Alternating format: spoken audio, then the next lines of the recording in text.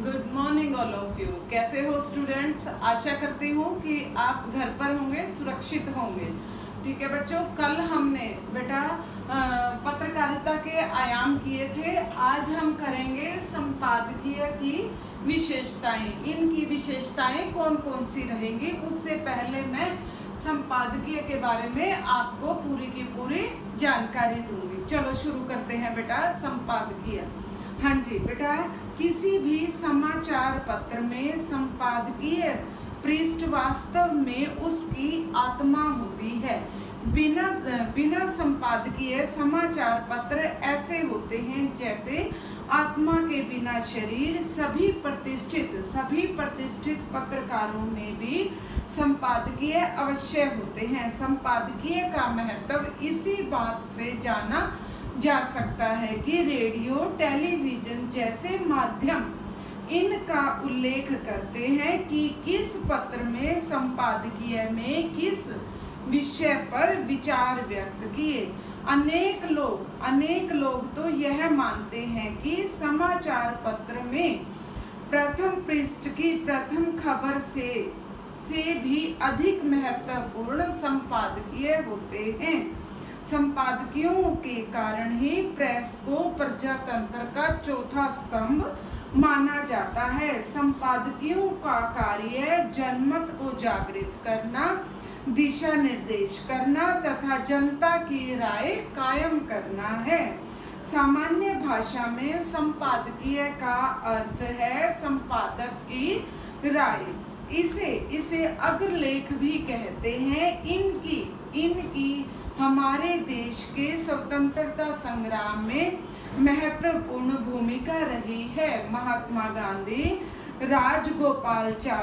गोपालाचारी, गणेश शंकर विद्यार्थी आदि संपादकीय के द्वारा देश की जनता को दिशा प्रदान किया करते थे। राजनीति में ही नहीं अपितु सामाजिक आर्थिक धरातल पर भी संपादकीय लेखन का विशेष महत्व रहा है।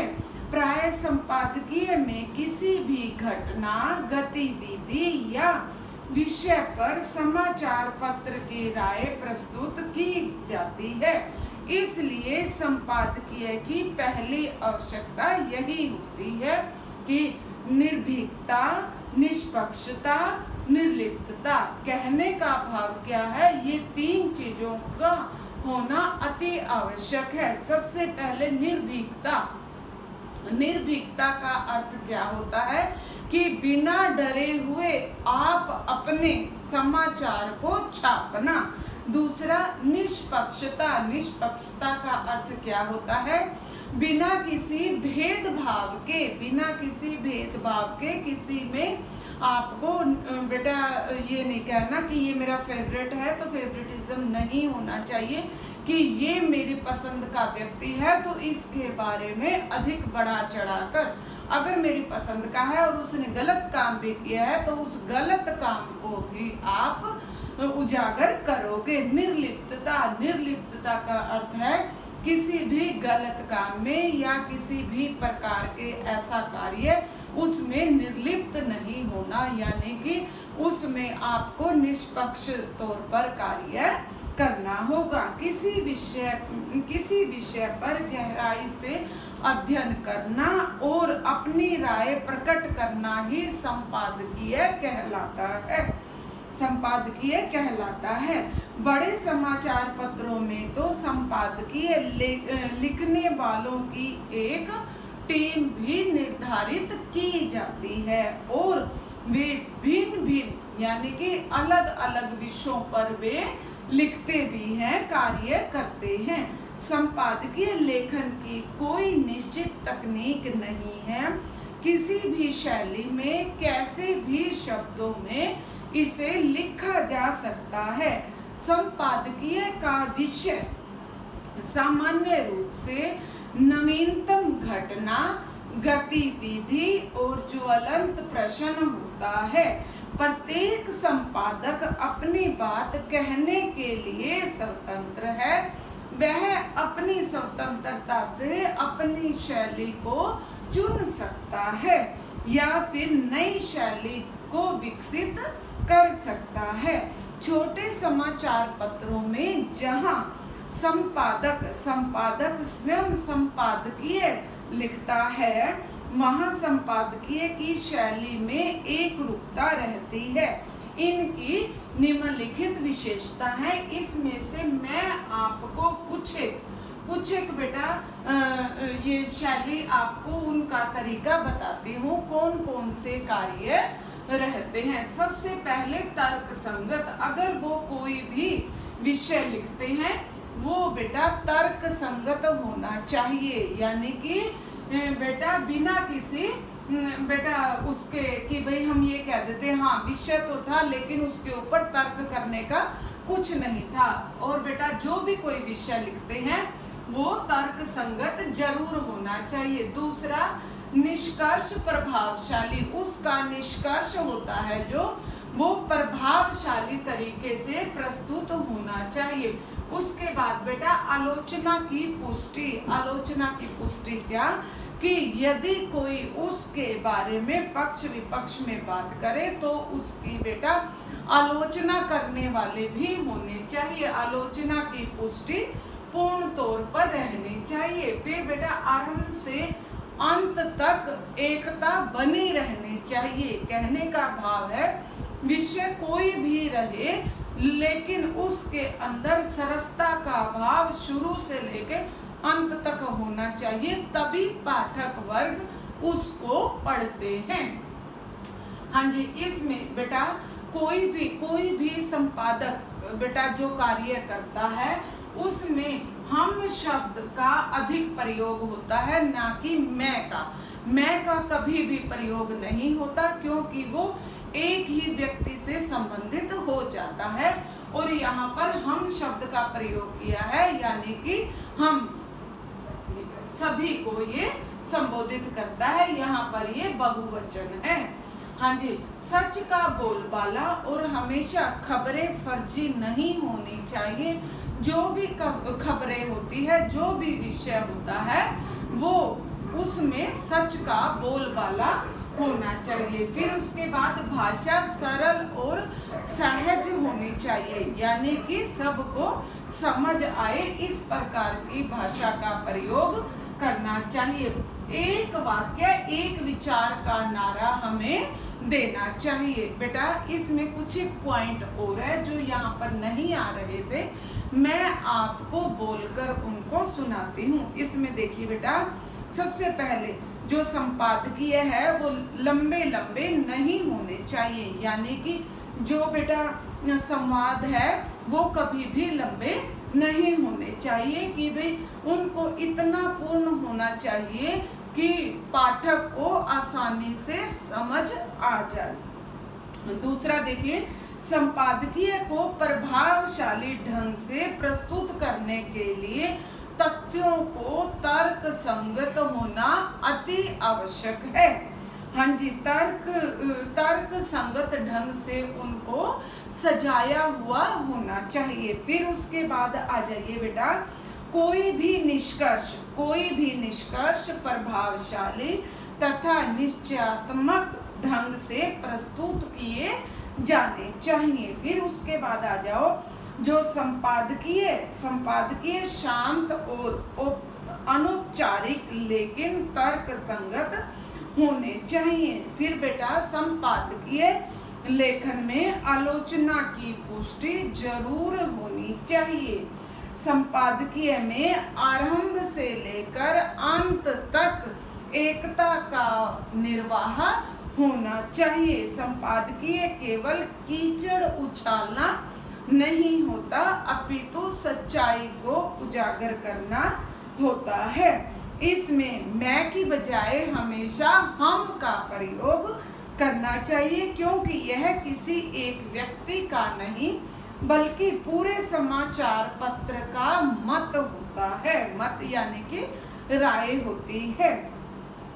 संपादकीय में हमेशा सच का बोलबाला होना चाहिए। तथ्यात्मक तथा बेटा ईमानदारी को ही प्रस्तुत करना चाहिए। संपादकीय में उन निष्कर्षों में सुधार करने में जरा भी संकोच नहीं करनी चाहिए यदि वे गलत हैं तो। अगर वो गलत हैं और उनको इस बात को कबूल करना चाहिए कि वो वहाँ पर गलत हैं तो वो गलत ही हैं। संपादकियों में विचारों को दृढ़ता प्रकट करने का साहस भी होना चाहिए। भाषा सरल सहज सभी के अनुकूल होनी चाहिए। संपादकीय की शैली कोई भी हो सकती है। इसका विषय प्रवेश विश्लेषण और निष्कर्ष के आधार पर टिकना चाहिए। संपादकीय में एक वाक्य एक विचार का नारा हमें अपनाना चाहिए। हाँ जी, अब बेटा मैं आपको एक उदाहरण देती हूँ, उदाहरण के जरिए आपको बताती हूँ। सबसे पहला प्रश्न देखो बेटा कि किसी पत्रिका में स्वास्थ्य संबंधी विशेषांक निकालना है और संपादक की ओर से इस अवसर पर संपादकीय लिखिए। किस प्रकार लिखोगे? जैसे स्वास्थ्य ही धन है, यह भौतिक सुखों की अपेक्षा कहीं अधिक अच्छा है। तन स्वस्थ शरीर के बिना कोई भी किसी प्रकार का सुख हमें सुख नहीं दे सकता। स्वास्थ्य और निरोगी शरीर के लिए जरूरी है स्वास्थ्य के प्रति सजग और सचेत होना, क्योंकि तन स्वस्थ होगा तो मन भी स्वस्थ रहेगा। आवश्यकता यह है कि थोड़ी सी सावधानी बरतनी चाहिए। मान लो कि डायबिटीज, हृदय रोग, अस्थमा, बेटा जोड़ों के दर्द, नेत्र रोग, पीलिया, हैजा जैसे अनेक बीमारियां होती हैं और जिनका शिकार होने से बचा जा सकता है। आवश्यकता है जरा सी सावधानी। आज की युवा पीढ़ी स्वास्थ्य के प्रति सजग है। स्वास्थ्य से संबंधित अनेक तरह की अच्छी पुस्तकें पढ़ रहे हैं वे, और बेटा पढ़नी भी चाहिए। जिम जा रहे हैं, योगा अभ्यास कर रहे हैं और बेटा वो घर को भी स्वच्छ रख रहे हैं जिससे बीमारी दूर रहे। इस प्रकार बेटा वो अपने खान पान पर भी ध्यान दे रहे हैं। मुझे आशा है कि आपको स्वस्थ जीवन जीने की प्रेरणा देने में यह सहायक होगा। बेटा ये एक प्रकार का लेख है जिसको आपको लिखना होगा।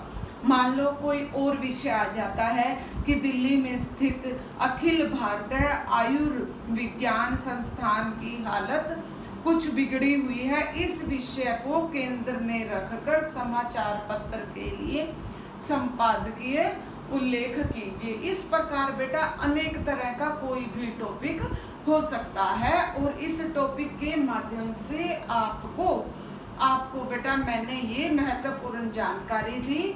और बेटा ये इसका प्रश्न बन सकता है बेटा 3 अंक का।